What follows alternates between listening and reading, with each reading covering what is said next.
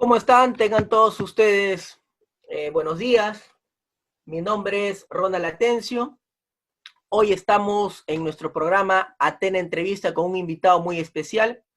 Hoy toca tocar el tema laboral, un tema que está realmente también hoy en el ojo de la tormenta como otros temas, como el tema penal, como el tema civil. Permítanme a ustedes presentarles a nuestro hoy entrevistado. Él es el doctor Arturo Cachay Tenorio. Él es abogado por la Universidad San Martín de Porres. Cuenta con estudios en maestría en Derecho Procesal en la misma casa de estudios. Y también tiene maestría en Derecho del Trabajo y de la Seguridad Social por la Universidad Nacional Mayor de San Marcos. Además, cuenta con una experiencia en gestión pública, más de 10 años en el sector laboral en instituciones públicas y privadas, desempeñándose tanto en el tema del derecho laboral, procesal civil y temas afines. También es docente nuestro del Centro Jurídico Atena y también es consultar en algunos temas puramente de su especialidad. ¿Cómo estás, Arturo? ¿Qué tal? Muy buenos días.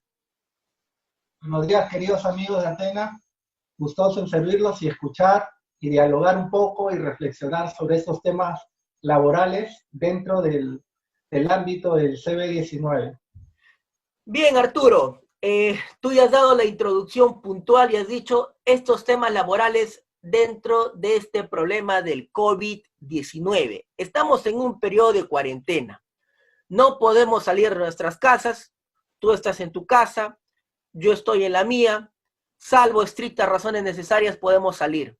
Pero este tema de estar en nuestras casas, Arturo, ha generado que el trabajador no pueda ir a su centro de labores y el empleador no pueda tener el instrumento de producción de un bien o de un servicio, que es el trabajador.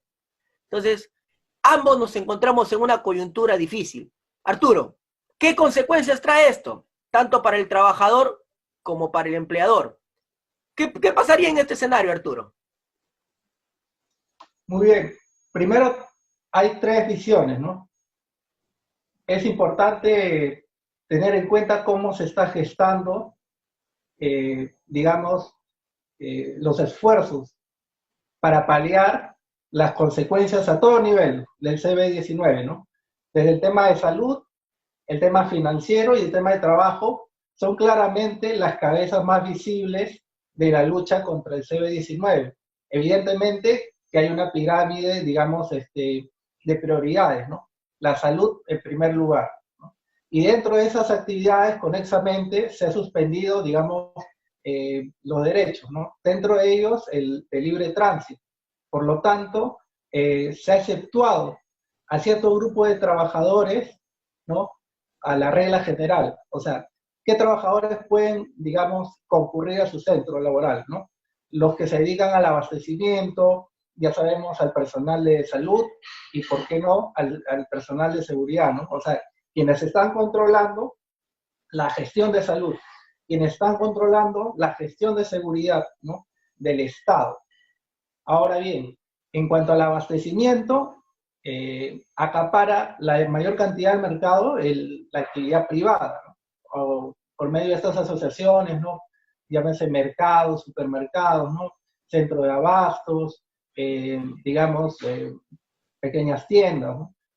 En ese sentido, queda claro quiénes están exceptuados. El resto de sectores, eh, digamos, en esa parte, en esa línea ha surgido una serie, digamos, de interrogantes, ¿no? Entonces, en un primer momento se dijo, por estos primeros 15 días de suspensión, lo que va a suceder es que va a haber una licencia, pero con goce de haber a cuenta de que compenses. ¿Compensar qué? ¿No? ¿Qué significa el goce de haber? ¿No? Que en efecto digamos, se pueda depositar mi remuneración normalmente, pero no he trabajado. Entonces, todas esas horas que no he trabajado las voy a compensar después. Esa fue una fórmula para los 15 días, pero viendo el escenario global, resultaba, digamos, no acorde a la realidad, en el sentido que necesitamos más días y producto de ello se dio una extensión del plazo, ¿no? de 13 días más. Estamos contando hasta el 12 de abril y después no sabremos qué pasará. Ahora, Arturo, permíteme ahí que te interrumpa un poco. O sea, estamos acá ante el escenario siguiente. Hay actividades de trabajadores que no se suspenden, que tienen que continuar, que con ellos no hay ningún problema en cuanto a su horario, en principio, y a su remuneración. Con ellos queda normal, como tú lo indicas, temas de salud, temas de servicios básicos, supermercados, ¿no es así? Donde uno pueda proveerse todo lo necesario para estar digamos, subsistir. El tema viene con aquellas actividades donde sí surgen un problema. Un restaurante que está cerrado, un restaurante, ¿no es así? Una ferretería, ¿correcto? Determinado tipo de actividades donde hoy sabemos que todos están cerrados los locales comerciales, principalmente locales comerciales. Y también podría ser algunas empleadas del hogar. Entonces, con estas personas lo que se ha establecido en un primer tramo es, ¿sabes qué? 15 días, lo primero que ha hecho el gobierno es 15 días tú no vas a ir a trabajar, pero te van a pagar, pero tú vas a tener que compensar más adelante, estos mismos 15 días. Ahí surge una primera pregunta, y ahora se ha ampliado. Ahí surge una primera pregunta, Arturo. ¿Qué pasa con esa compensación? ¿Qué pasa con aquellos trabajadores que no van a poder compensar de repente más adelante? ¿Por qué? Porque no es compensable. Imagínate un restaurante, Arturo, que abre en la tarde y que solamente en la tarde tenga su público. ¿No es así? Entonces, abrir en la noche o abrir en la mañana, el empleador puede decir, yo no puedo acá realizar actividades, porque las actividades para las que contraté son en la tarde. ¿Qué pasa ahí primero, Arturo? Esa es una primera interrogante. ¿Qué podemos hacer ahí? Muy bien, surgió ese interrogante, entonces se desarrollaron dos fórmulas adicionales a la primera que te estoy diciendo, ¿no? De la compensación. Una segunda, aplicable al caso en concreto, como está señalando, una reducción motivada de la remuneración, ¿no? Entonces, esta motivación que estamos exponiendo, digamos, no debería ser objeto de ninguna sanción, tanto administrativa como judicial, porque, digamos, es de conocimiento público por lo que estamos atravesando, ¿no? Entonces, todas las normas, todos estos decretos supremos, decretos de urgencia, no nos olvidemos como el resto del cuerpo normativo, digamos, por el cual nos regimos, debe ser interpretado a la luz de los principios, ¿no?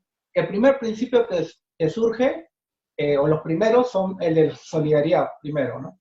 Claro. De razonabilidad y proporcionalidad. Entonces, bajo estos principios, me pregunto, entonces, ¿resulta motivada una reducción de la remuneración? Por supuesto que sí, ¿no? Dentro del ámbito que estamos atravesando. ¿Ya? Y esta reducción, Arturo, definitivamente va a traer muchos problemas de que cuánto reducir, no es así, la remuneración. Por obvias razones, el trabajador necesita su remuneración y el empleador no está en las condiciones de repente de pagarle el total de su remuneración. Va a traer muchos problemas esto de la reducción. ¿Cómo reducir, Arturo? ¿Hay algún criterio? De todas maneras, acudí al tema de razonabilidad, ¿no? Entonces, ¿qué es lo más razonable, no? En este caso, considero personalmente que debería reducirse en proporción a los días trabajados, ¿no? O sea, en mi caso, yo, por ejemplo, si he elaborado hasta el 14 se hace un cálculo, o quincenalmente se hace un cálculo de los días, ¿no? Porque cada uno ya mentalmente, y tanto el empleador también, tiene un cálculo financiero de cuánto es el costo por trabajador diario, ¿no? Incluso algunos lo han afinado más y tienen el costo por trabajador por horas, ¿no? Claro. Porque no nos olvidemos que tampoco estamos en el más, si bien es cierto, la mayoría de nosotros cumple un horario de trabajo, también hay la suerte de vendedores, ¿no? De comisionistas, ¿no? Que se hace un cálculo incluso a veces por productividad o por lo que han sacado durante los últimos meses, ¿no? Entonces, esa sería una fórmula, considero válida, para poder otorgarle esta segunda fórmula legal, ¿no? de un poco disminuir la remuneración por lo que dure el estado de emergencia. Ahora, comentaste de otra alternativa, creo. Sí. Hay una tercera, ¿no? Que quizás la mayoría considera la más lesiva, de hecho que lo es, el sentido de obligar al trabajador, digamos, de firmar un acuerdo en el cual toma estos días como a cuenta de vacaciones, ¿no? Entonces, de la óptica del trabajador va a decir, estas no son vacaciones, ¿no? O sea, no Claro. es de conocimiento público que lo hacemos de grado fuerza, ¿no? Pero ¿qué han dicho algunos expertos, incluso algunas voces del Estado? ¿Cuál es el requisito esencial para que prospere esa tercera fórmula, ¿no? El acuerdo, ¿no? No puede ser de manera unilateral, ¿no? Lo unilateral va a representar una arbitrariedad, pero el acuerdo, incluso individual y colectivo, va a significar de que prospere esa fórmula. Bien, o sea que nos hemos enfrentado ahora, producto de este problema del COVID-19, a tres escenarios, ¿correcto? El escenario en el que el trabajador recibe toda su remuneración, el escenario en el que el trabajador sufre una disminución de su remuneración y el escenario que el trabajador toma este tiempo como periodo de vacaciones. Son Es tres cierto. escenarios principales que se han generado. Y ahora, y eso va a pasar por estos 30 días, ¿correcto? Es cierto. Ahora, otra pregunta. ¿Puede el empleador, bajo estas circunstancias, despedir a su trabajador?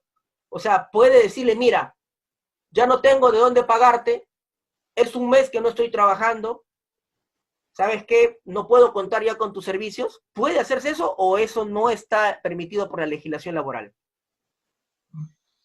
Yo dividiría esta pregunta también en dos escenarios, ¿no? Como regla, y ya también hay una coincidencia si revisamos distintos artículos, distintas entrevistas, ¿no? Con otros expertos, incluso de voces del Estado, está proscrito, digamos, en esta coyuntura, el despido, ¿no? El despido va a resultar arbitrario en tanto yo, digamos, me sirvo de la coyuntura para dejar sin trabajo a cierta cantidad de personas, ¿no? Ese es el primer escenario. Como regla general está proscrito. ¿Ya? Como excepcionalidad, ¿no? Como excepcionalidad, incluso antes de la coyuntura, la ley me permite, digamos, o excepcionalmente, sí, despedir en tanto financieramente pueda demostrar de que estoy muy cerca a quebrar, ¿no? Muy cerca de que mi empresa, digamos, no pueda reflotar, ¿no? Entonces, motivadamente, en ese caso excepcional, sí. O sea que nos enfrentamos hoy a una posible realidad, que haya muchas empresas que por este plazo puedan estar en una situación financiera muy complicada, acreditado, como tú bien lo mencionas, con los estados financieros, muy complicada, que pueda generar una serie de despidos y despidos legalmente establecidos.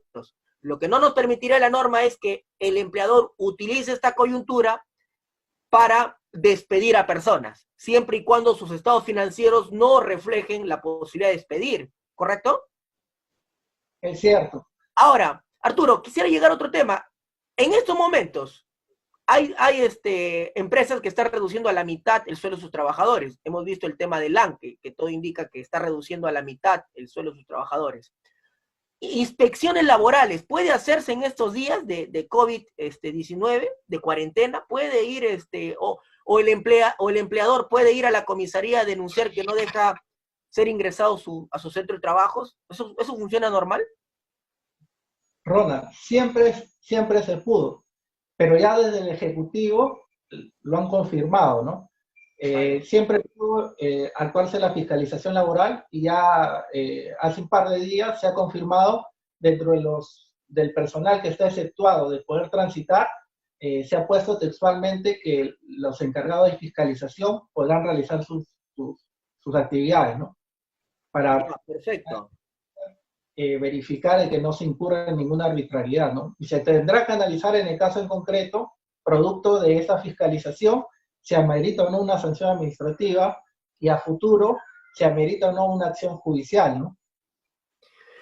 Bien, Arturo, o sea, nos estamos enfrentando realmente hoy a muchos temas. Hay otro tema interesante que es el tema del teletrabajo.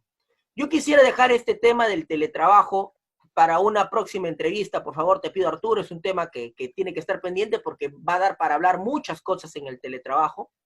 Yo quisiera que en todo caso, en estos minutos finales, nos entregues una última reflexión sobre qué nos viene ahora después del 13 de abril, después de estos 30 días de pandemia.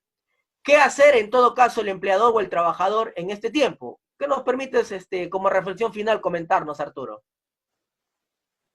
Muy bien. No solamente una reflexión para lo que venga, ¿no? Sino para el estado actual. Primero, como personas, mi solidaridad con todo el país, en realidad es un problema global. Eh, Espero y tengo fe en que va al final ser un resultado, digamos, satisfactorio, que vamos a poder gestionar correctamente, digamos, la coyuntura actual, vamos a poder luchar contra este CV-19. En segundo lugar, pido mucha prudencia tanto para el empleador como para la clase trabajadora, ¿no? En la cual me incluyo.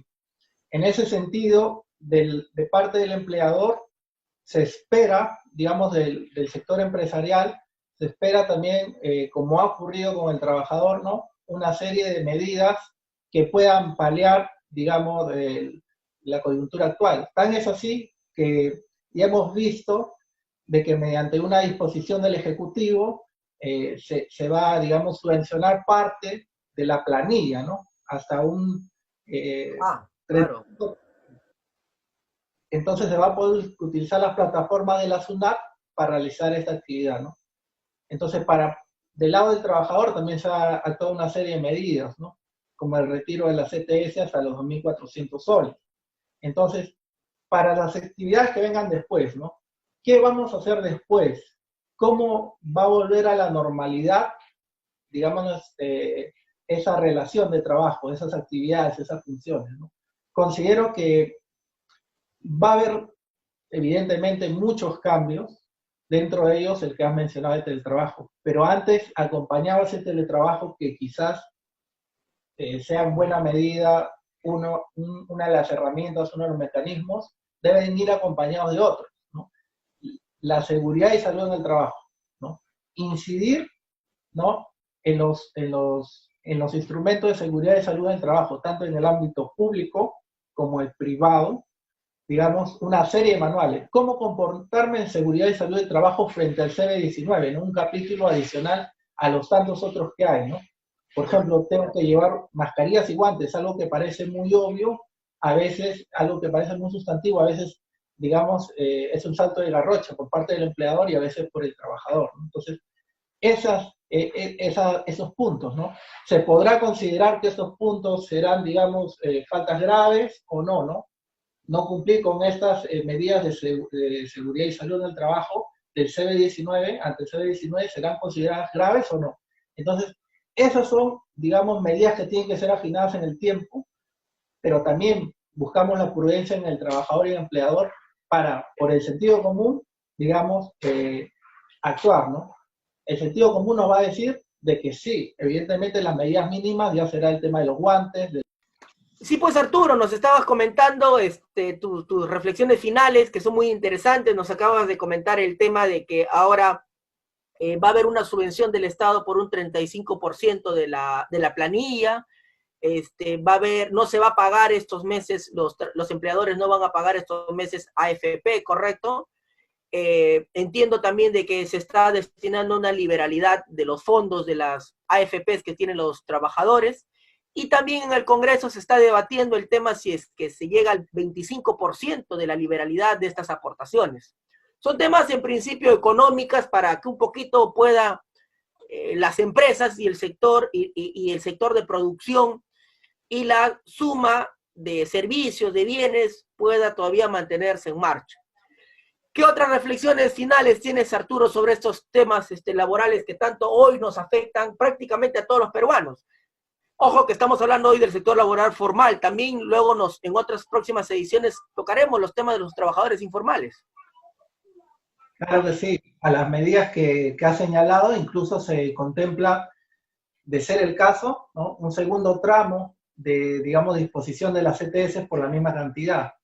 Cuando revisemos los decretos que ha dado el Estado, vamos a poder ver ahí las disposiciones que contempla, digamos, este aspecto. Entonces, van a haber extensiones de ser el caso, de resultar necesario, ¿no? Digamos, de estos puntos, de estos paliativos a la coyuntura actual, ¿no? Estos paliativos que son principalmente en el sector financiero, ¿no? En el sector financiero, no obviando el tema de salud, que es importantísimo, ¿no? Y ahí es donde incido, ¿no? El tema de solidaridad, ¿no? Solidaridad para el conjunto, ¿no? Para el conjunto de la sociedad. Y mucha prudencia en la relación laboral, ¿no? Mucha prudencia para el lado del trabajador como para el empleador, ¿no? Teniendo en cuenta que, digamos, los decretos y el estado de emergencia de 90 días en materia de salud nos involucra a todos. Ojo, nos involucra a todos.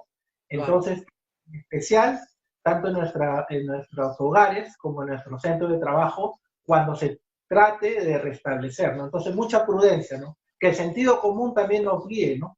Entonces, si tenemos ya, digamos, decretos, tanto supremos como de urgencia, que nos están señalando el camino, nos están diciendo, ¿no? Mira, debemos actuar bajo determinados principios y determinadas reglas dentro de la excepcionalidad, ¿no? Entonces, lo primero, lo básico, ¿no? Cuando se trata de restablecer, como cuando se trata de implementar teletrabajo, tanto en la relación tradicional como en el teletrabajo, por favor, utilizar lo mínimo, ¿no? Sus mascarillas, su gel, sus guantes, tanto para, si estamos en teletrabajo, con respecto a sus familiares, y si estamos en el lugar, ¿no?, de trabajo, claro, con respecto a sus compañeros, ¿no? Tener ese margen de distancia también. Va a tener que ser mediante instrumentos, tanto en el sector público como privado, ¿no? Instrumentos de gestión, ¿no? A eso llamamos gestión, ¿no? Gestionar no es exclusivo del sector público y privado. Entonces, mucha prudencia, mi solidaridad para con toda la sociedad, en especial para la clase trabajadora, y mis felicitaciones por estos esfuerzos de Atena, y un saludo inmenso para Ronald y para todo el equipo. Muchísimas gracias, Arturo. Te comprometo igual para unas próximas entregas, unas próximas entrevistas. Hay muchos temas laborales que tocar. Agradecerte también a ti por tu tiempo. Y hay temas como el teletrabajo, como tú lo acabas de mencionar, que merece un apartado especial y para poder conversar un poco más largo y tendido. Muchísimas gracias, Arturo.